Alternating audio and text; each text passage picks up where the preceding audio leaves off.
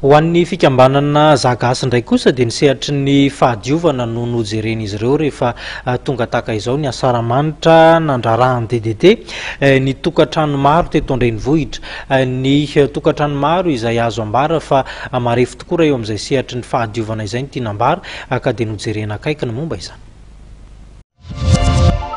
Tokantrano misa 80 mitsanjara amina fokontany 9 eto Andrenivohitra no norarahan'ny fikambanana zagasy DDT androany.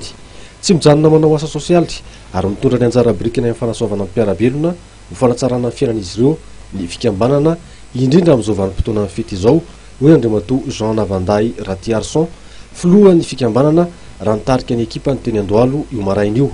Androany tia marina le izy teo akaiky ny asaramanitra fa ho anay zagasy amin'ny foana ny asa. Ny androany raha natomboka izy ity tamin'ny voalohandohan'ny volana faraparany volana Novambra dia amarana ny fandrarahana DDT tapany voalohany aty amin'ny boribory tamin'ny faharoa ny androany. Izany hoe misy fokontany 9 zany izay mbola tsy vita, izay no atao androany ety amin'ny faritra avo ety sy any amin'ny faritra Morarano sy Androndra iny zany no anaovana androany dia Ambotsoko. Dia andeha zay amin'ny volana janoary iny aorian'ny fety ho any amin'ny boribory tamin'ny fahatelo sy fahadimy. Efa nahatratra 107 ny isan'ireo tokantrano tokony azo tombontsoa amin'izao hetsika fanadiovana izay sahan'ny fikambanana zagasy izao.